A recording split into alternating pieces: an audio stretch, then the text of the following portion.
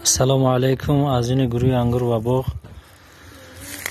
برادران عزیز، ما همی سال یکم همی زمین نازی حولگی در پمیدور کش کردیم. خوک خیخ سفید هم نیست، سیاه هم نیست، میانه سفید سیاه درشه. ما وقتی کش داریم پوری چوروی کلونه استفاده بردگیم و پمیدور خورتر بدنش ده کمتر سلیتر ما چوینم استفاده بردگیم. لیکن وقتی نمی وصل در در اومد همی برگای پایانی پمیدور با اینا بیناش هم خیلی خشک شده. همین سبب در چی باشه؟ یکم بیماریه یا بی آویه. لیکن آوی که ما در استفاده میتیم آوی خنک هم مقصد خیلی او خنک هم مقصد همی آوی خنک هم تاثیر میکنه در سال پمیدور. منو بینین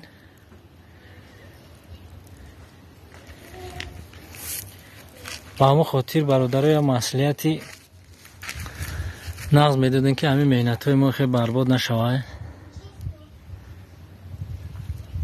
پیشکی تشکر با همه.